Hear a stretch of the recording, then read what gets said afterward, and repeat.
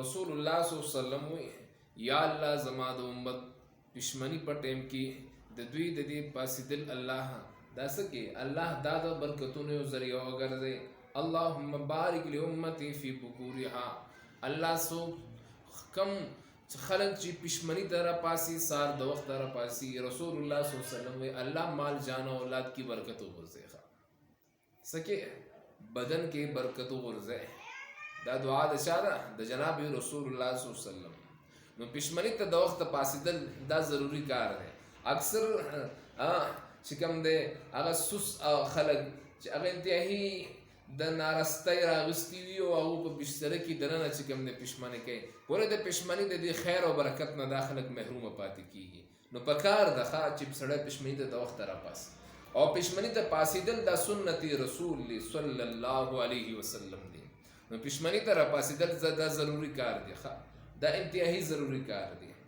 اصل کې خبره د پښمني او د افطار د فضیلتونو نه ده، نننۍ مسله هغه د سحر د بانګ متعلق او پدې کې دننه د خوراک متعلق ده چې آیا بانګ ویل کېږي په دې وخت کې بعضې ملګري خوراکونه کې بعضې اوبس کې بعضې منډه کې اوبه راوالي بعضې سشي راوالي او زر زر د بانګ شروع کې چې کله آخرنۍ لا اله الا الله وي د دې نه مخکې د بلا زوی کار کړی دی دا روژه ده که نه خیال دی.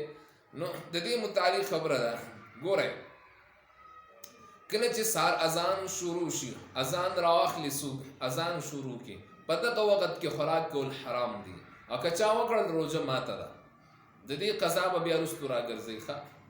پوه شوې که نه؟ ګورئ که نه اصل خبره دا ده چې کله دا بانګ ویلی کېږي نو دا د سحر ویلی کېږي که دا د ماسخوتن ویلی کېږي د سحر ویلی کېږي. نو کله چې سحر راوختو نو بیا خوراک کول جایز دی. هلکه مثال کے طور پر نن سبا سحر راخیجی په 4:30 باندې په 4:30 باندې 4:30 باندې سحر راخیجی ٹھیک ده. سحر 30 باندې یو سړی سحر 30 باندې بانګ راوالوستو نو دا پښمنی ټیم دی که دا سحر ټیم دی؟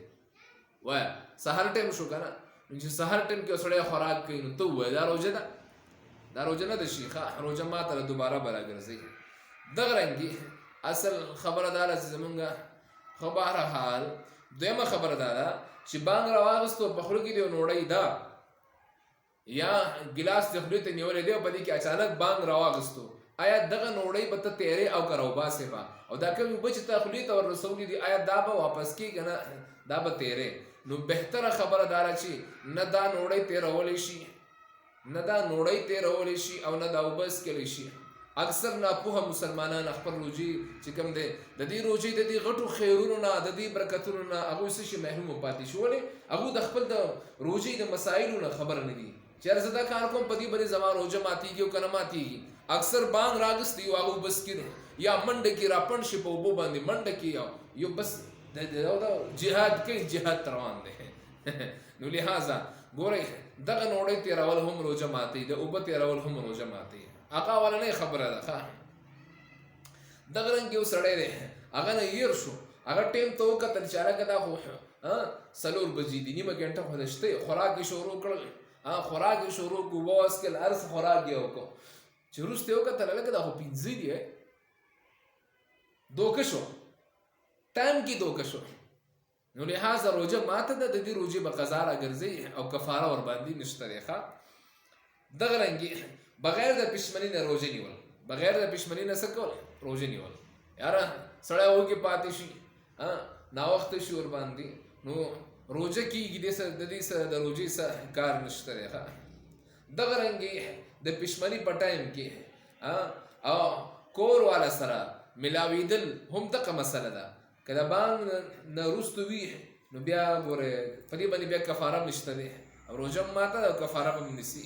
نو لحاظه دغه رنګي د پښمنۍ نه وروستو غړغړه کول څه کول غړغړه کول ټیک شو نو د دې سره روژه ماتېږي دا نه دي کول پکار.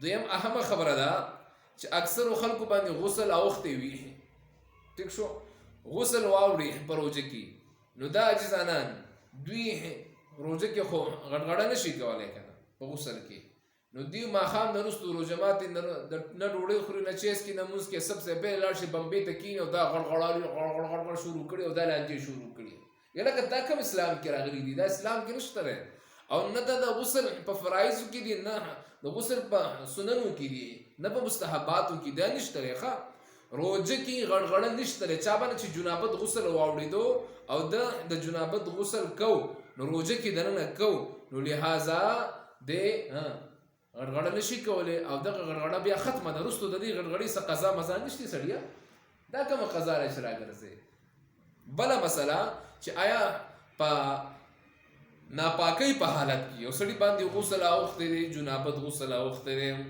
او پشمنۍ یا د ټایم ناوخته شو یا سحري ټایم ختم شو پشمنۍ ټایم ختم شو نو آیا دی غریب خو وس ناپاکه دی که نه دی روژه نیولی شي او که نه شي نو روژه نیولی شي نارینه ده او که زنانه ده ښه روژه نیولی شي د دې د روژه سره هېڅ تعلق نشته دی ښه د دې ناپاکۍ د روژې سره هېڅ تعلق نشته روژه دې بنده کړي